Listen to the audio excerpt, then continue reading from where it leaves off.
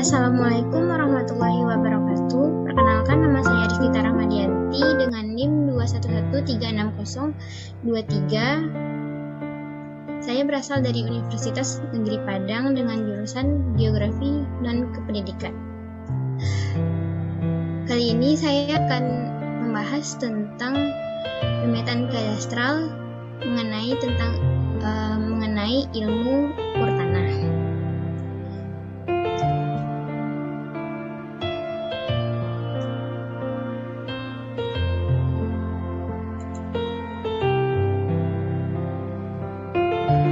Secara garis besar, hari ini kita akan membahas tentang pengantar ilmu ukur tanah. Yang kedua, prinsip pengukuran dan sistem referensi. Yang ketiga, perhitungan planimetris. Yang keempat, pengukuran jarak langsung dan tachimetri. Yang kelima, bearing, azimuth, dan pengukuran sudut. Yang keenam, poligon. Yang ketujuh, peta situasi.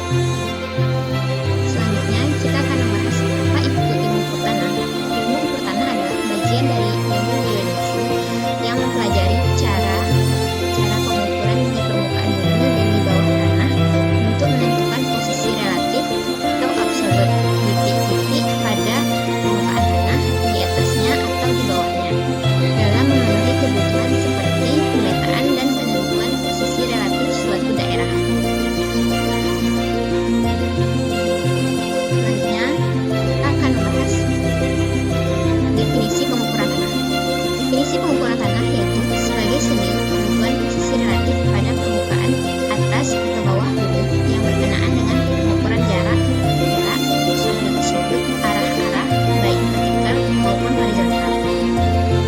Yang B, seseorang yang melakukan pekerjaan pengukuran itu dinamakan surveyor. Dalam kesehariannya, seorang surveyor bekerja pada luasan permukaan bumi yang luas. Tujuan dari pengukuran adalah menghasilkan ukuran dan kontur permukaan tanah, misalnya untuk persiapan gambar atau peta yang menarik garis batas tanah, mengukur luas tanah, volume tanah, dan memilih tempat yang cocok untuk suatu proyek rekayasa.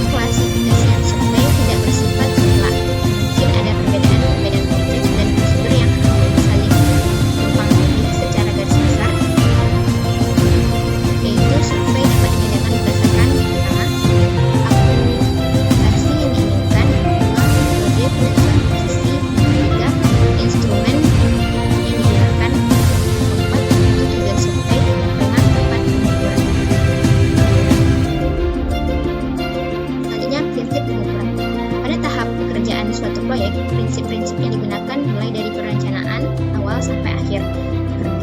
Prinsip tersebut adalah: pertama, bekerja dari keseluruhan menuju bagian-bagiannya.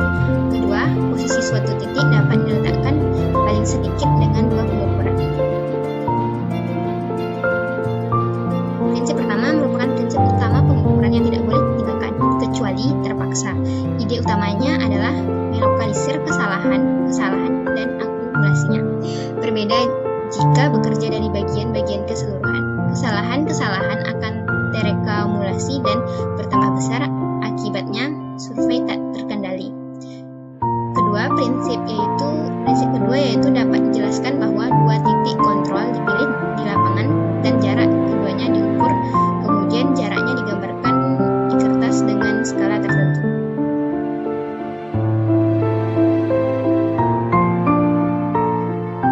Selanjutnya yaitu bentuk bumi.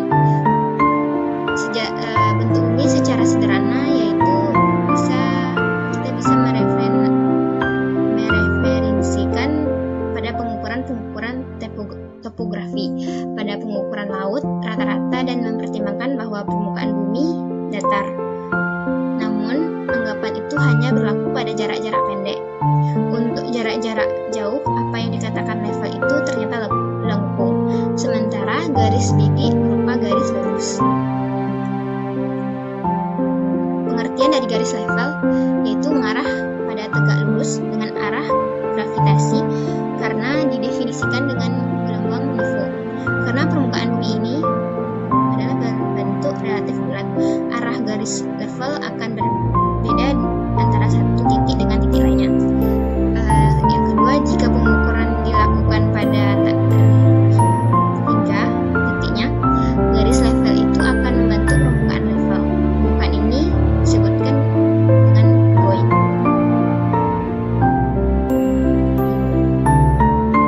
Selanjutnya, sistem referensi. Jika kita menghitung posisi, jarak, dan arah di permukaan bumi, kita akan memerlukan kerangka referensi matematis. Kerangka referensi yang paling cocok untuk ellipsoid oblong karena mempunyai bentuk relatif sederhana dan pada tingkat tertentu mendekati bentuk geoid.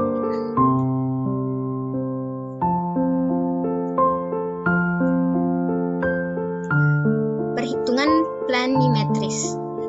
Ketika surveyor melakukan pengolahan hasil-hasil pengukuran, banyak dijumpai perhitungan-perhitungan antara lain perhitungan jarak, sudut, asimut, koordinat, atau perubahan-perubahan antara besar-besaran itu. Pengukuran jarak langsung atau tachymetry. Pengukuran jarak langsung. Pengukuran jarak langsung dapat melalui perhitungan. Pada pengukuran jarak langsung digunakan alat utama atau bantu. Alat-alat utamanya antara lain adalah pita ukur. Alat ukur jarak material utamanya terbuat dari fiber, plastik, atau campuran daripadanya. Kedua, pegas ukur. Material utama terbuat dari plat baja. Ketiga, rantai ukur. Terbuat dari rantai baja.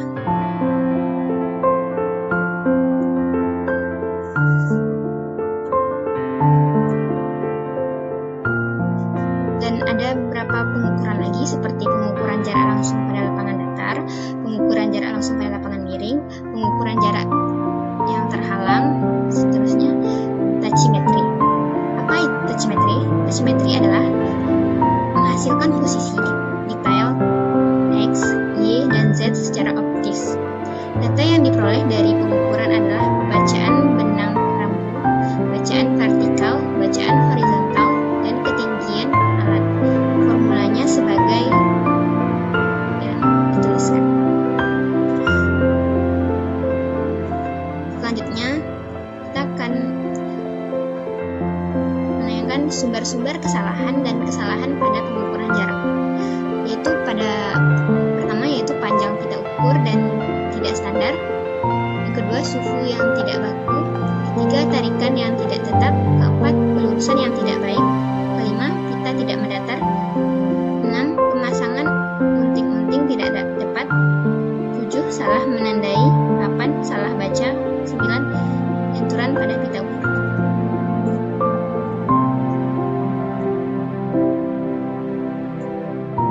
Selanjutnya yaitu bearing, azimut, dan pengukuran sudut. Bearing dan azimut dalam survei seringkali ditentukan garis referensi tetap yang dengannya semua garis survei diacu.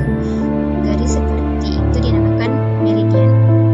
Azimut geodetis adalah ditentukan dari titik P ke titik Q pada ellipsoid dan didefinisikan sebagai sudut yang terbentuk dari dua bidang. Keduanya mengandung komponen formula ellipsoid pada P. Salah satunya mengandung kutub utara ellipsoid dan satu lainnya mengandung titik Q. Sudut diukurnya searah jarum jam. Yang ketiga, azimut astronomis. Mirip dengan azimut geodetis.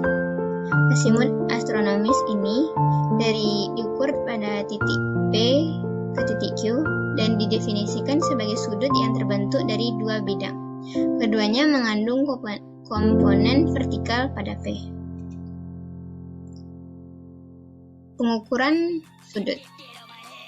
Pengukuran ini dilakukan pada alat teodolit adalah yang instrumennya digunakan untuk membaca arah pada suatu bidang, horizontal dan kemiringan inklinasi pada suatu bidang yang vertikal.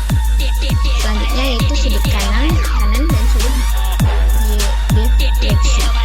Yang ketiga, metode pengukuran sudut horizontal. Selanjutnya kita akan mengetahui kesalahan pada polisi.